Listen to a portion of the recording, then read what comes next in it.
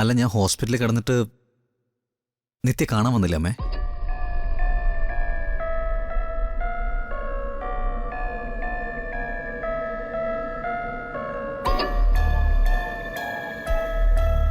വന്നില്ലേ അമ്മേ?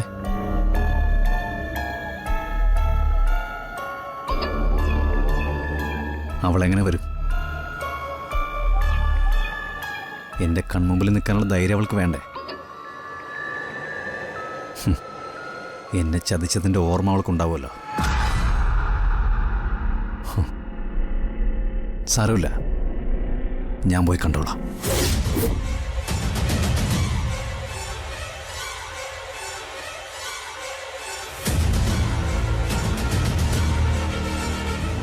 ഡോക്ടർ നമ്മളോട് പൊയ്ക്കോളാൻ പറഞ്ഞ നമ്മൾ നേരെ പോകുന്നത് നിത്യയുടെ അടുത്തേക്കായിരിക്കും കേട്ടോ.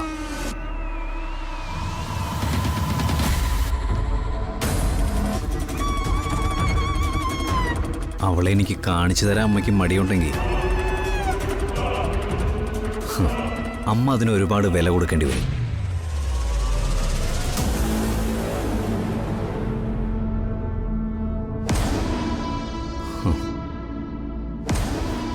ഞാൻ പഴയതൊന്നും മറന്നിട്ടില്ല അമ്മേ, ഒന്നും മറന്നിട്ടില്ല.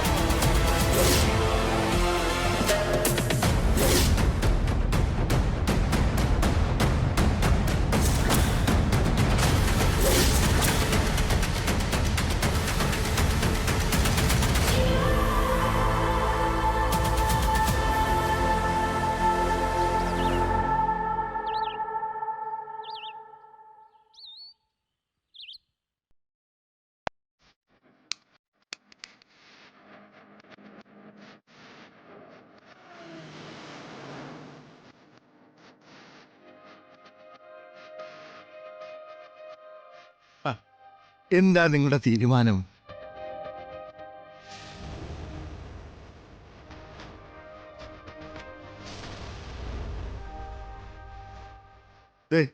നിങ്ങൾ എന്തെങ്കിലും ഒരു തീരുമാനം എടുത്തില്ലെങ്കിൽ വീണ എന്തെങ്കിലും കുഴപ്പമുണ്ടാക്കും.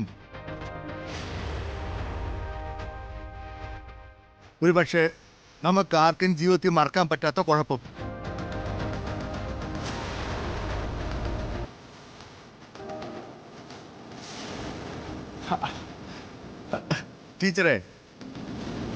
ടീച്ചറുടെ മറുപടിയാണ് ഇവിടെ പ്രധാനം.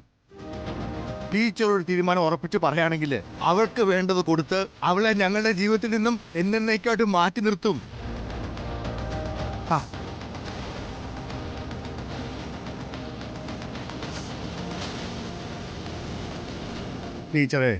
ടീച്ചർക്ക് സമ്മതാണോ ആര്യയെ വിവാഹം കഴിക്കാൻ?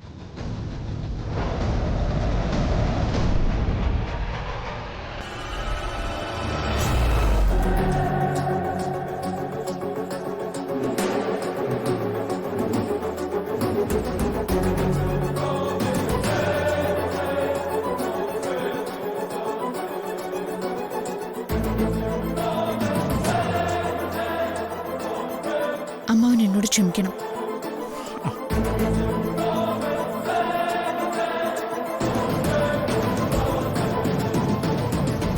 പകരക്കാരി അവൻ എളുപ്പമാണ്, പക്ഷെ യാഥാർത്ഥ്യം അതല്ല.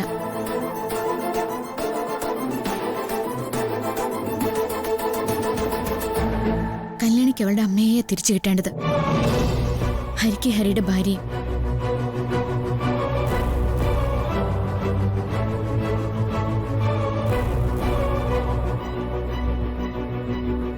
വീണയെ പറഞ്ഞു തിരുത്തി ഹരിയുടെ ഭാര്യയായും കല്യാണിയുടെ അമ്മയായും തിരിച്ചു കൊടുക്കാനാ ഞാൻ ഉദ്ദേശിക്കുന്നത്.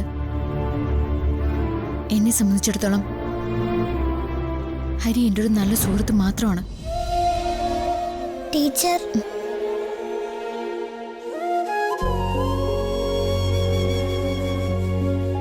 ടീച്ചർക്ക് എല്ലാവരും ഇഷ്ടമാണ് മോളെ. പക്ഷെ എല്ലാ ഇഷ്ടങ്ങളും എല്ലായ്പ്പോഴും നടക്കണമെന്നില്ലല്ലോ. വീണയുടെ ആഗ്രഹം എന്തോ ആയിക്കോട്ടെ. എന്റെ ആഗ്രഹം ഞാൻ പറഞ്ഞത്. ഇതിൽ കൂടുതൽ ഇനി എനിക്കൊന്നും പറയാനില്ല.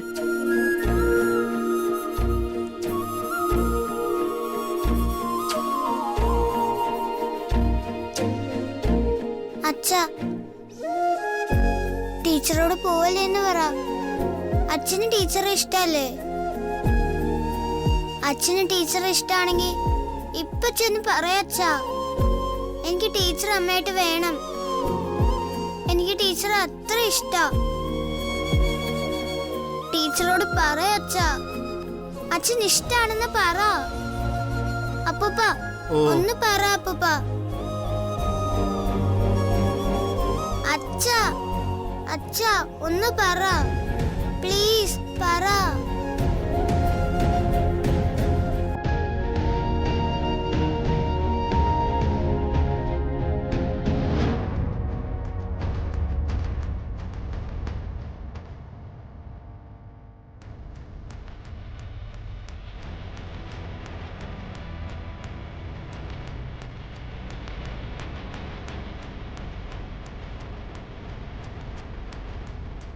നിത്യ,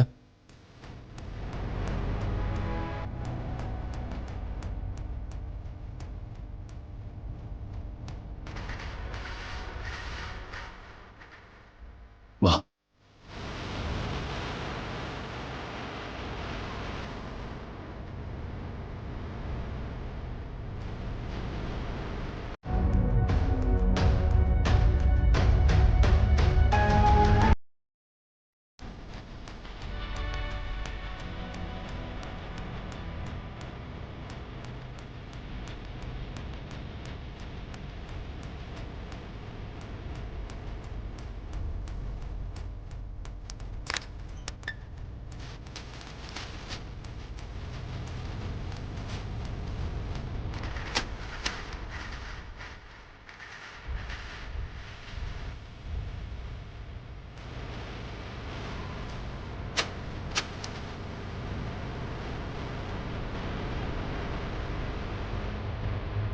ഇതൊക്കെ എന്തൊക്കെയാണെന്ന് നിത്യക്ക് ഓർമ്മയുണ്ടോ? സങ്കടങ്ങൾ പെയ്തിറങ്ങിയ രാത്രിയിൽ എന്നെ സാന്ത്വനിപ്പിച്ച നിത്യയുടെ അക്ഷരങ്ങളായതില്.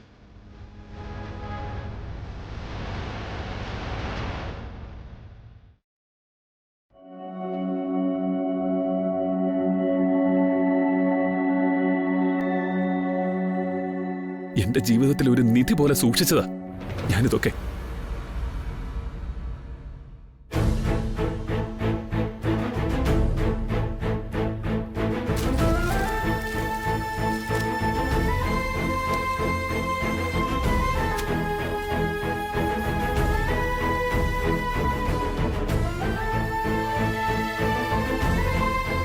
ഇതെന്താണെന്നറിയോ?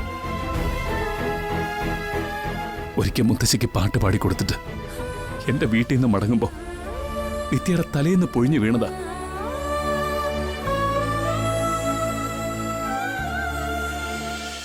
പാട്ടൊക്കെ പാടുവോ?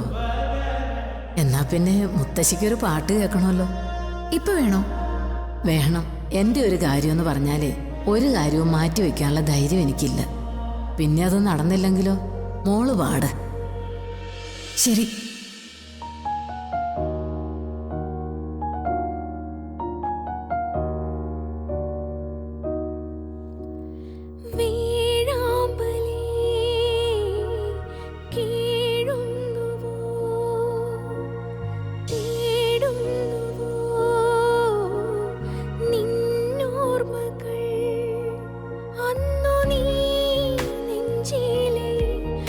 ആശയാമമ്പ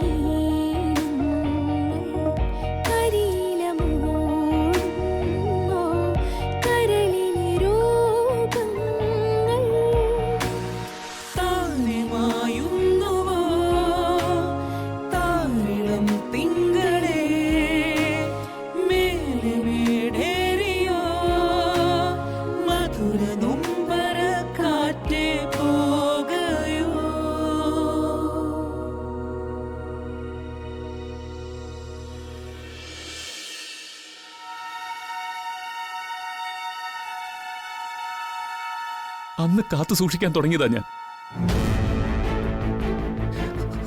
ഈ പുസ്തകത്തിനകത്തല്ല,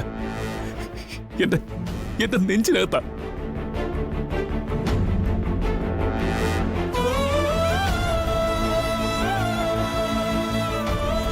കൺമുന്നിലൂടെ 1000 പെൺകുട്ടികൾ കടന്നു പോയിട്ടുണ്ട്. പക്ഷെ ഒരാളോട് പോലും മനസ്സിൽ പ്രണയം തോന്നിയിട്ടില്ല. ആദ്യമായും അവസാനമായും തോന്നിയത് നിത്യയോടാ.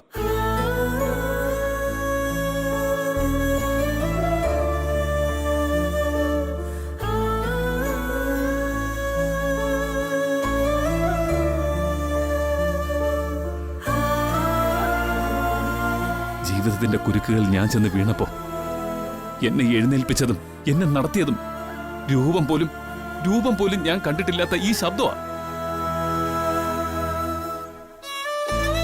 എന്റെ കവിത ആദ്യമായിട്ട് മൂളിയ എന്റെ നിത്യയുടെ ശബ്ദം.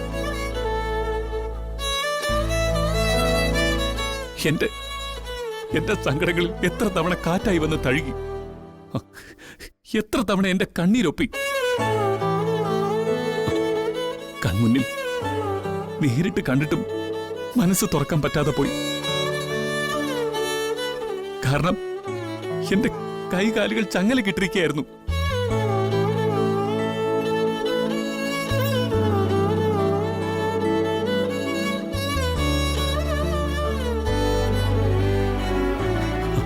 പക്ഷെ ഇനിയെങ്കിലും ഇതൊന്നും തുറന്നു പറഞ്ഞില്ലെങ്കിൽ ഞാൻ ചങ്ക് പൊട്ടി ചത്തുപോകും. ഞാൻ ഈ ജീവിതത്തിൽ ഏറ്റവും കൂടുതൽ സ്നേഹിച്ചത് ടീച്ചറിന്റെ ശബ്ദത്തെയാ, താൻ എഴുതിയ കത്തുകളിലെ വരികളെയാ.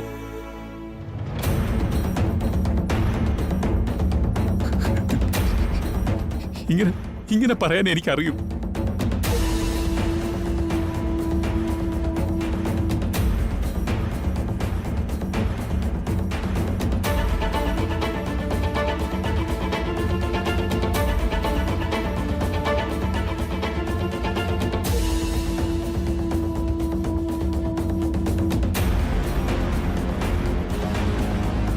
നിത്യ,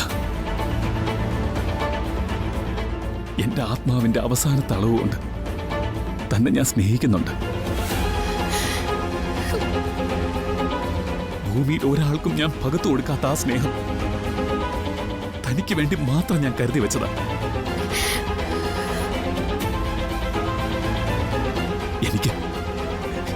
എനിക്ക് ഒരുപാട് ഇഷ്ടമാണ്.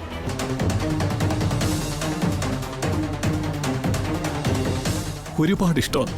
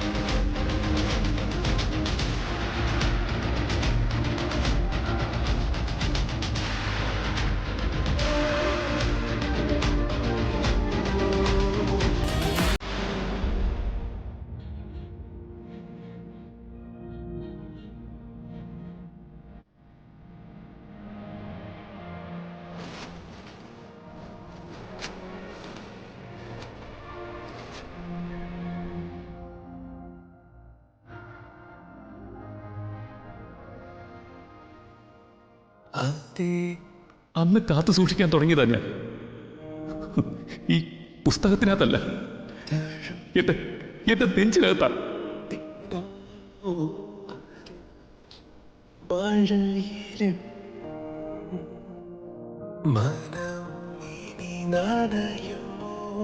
കഥ തുടരവേ വിധി തരും നിമിഷമിതു പല നിലവുകൾ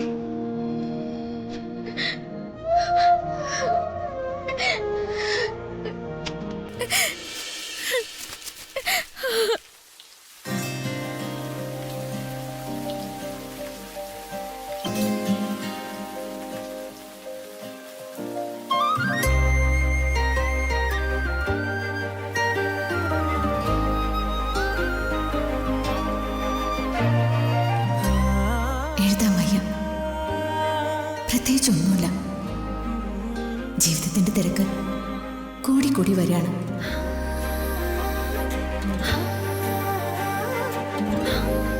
മധുരനമ്പരക്കാറ്റ് വായിച്ചതിന് ശേഷം കാറ്റിനോട് എനിക്ക് ഏറെ പ്രിയമാണ്.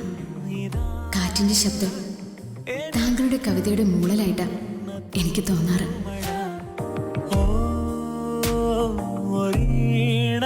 താങ്കൾ താങ്കളുടെ കവിതയിൽ പറയാറുള്ളത് പോലെ ജീവിതം വിരസമാണ്. എന്നാൽ ചുരുങ്ങിയ ചില സമയങ്ങളിൽ അത് മനോഹരവുമാണ്. താങ്കളുടെ കവിത വായിക്കുന്ന സമയം, ഈ കത്തെഴുതുന്ന സമയമൊക്കെ എൻ്റെ ജീവിതത്തിലെ മനോഹരമായ നിമിഷങ്ങളാണ്.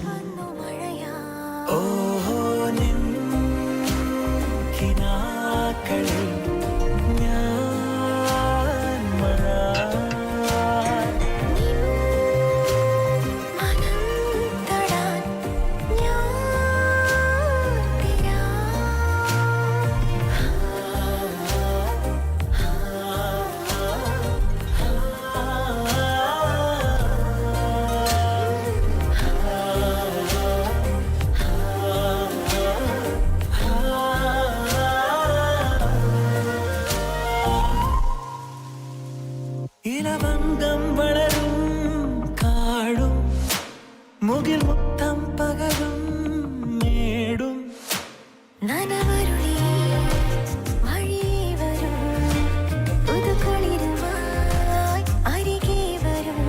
ഓ കാണും നിമിഷം തന്നെ നിന്നിൽ പകരാ സ്നേഹം കരുതി നെഞ്ചിൽ തീരാ കടലാ.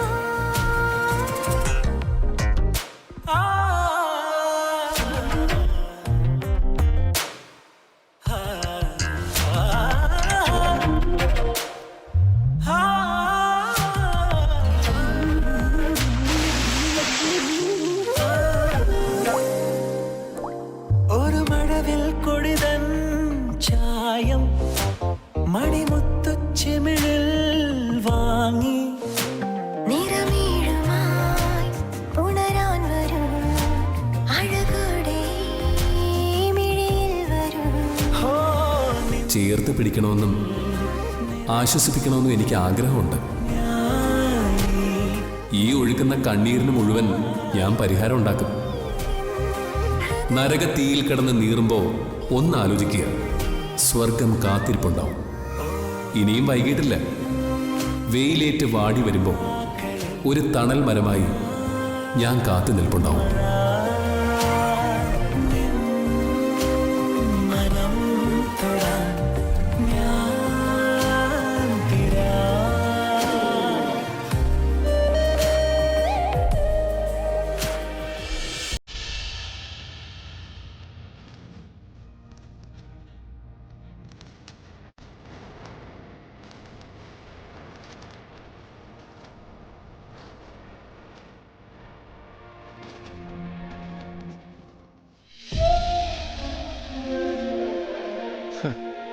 ദൈവത്തിന്റെ ഓരോ കളികൾ കണ്ടോ സുജാതെ?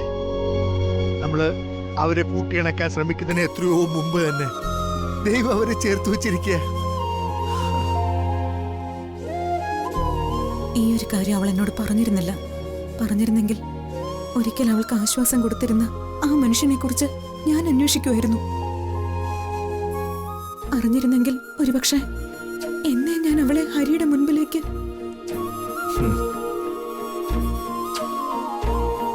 അതെ സുജാതെ, ഓരോന്നിനും അതിൻ്റെതായിട്ടുള്ള സമയമുണ്ടല്ലോ.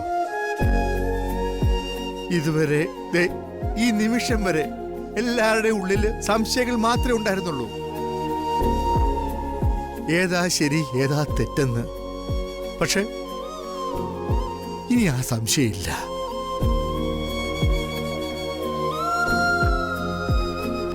സുജാതെ അവർ ഒരുമിച്ചേ പറ്റൂ. ഇതൊക്കെ അവന്റെ ജീവിതത്തിൽ കണ്ട സ്വപ്ന. എനിക്ക് വേണ്ടി കഷ്ടപ്പെട്ടതും വിട്ടുകൊടുത്തതും അല്ലാണ്ട് അവൻ ഇതുവരെ ഒന്നും നേടിയിട്ടില്ല. ഇതെങ്കിലും എനിക്ക് അവന് നേടിക്കൊടുക്കണം. അതെ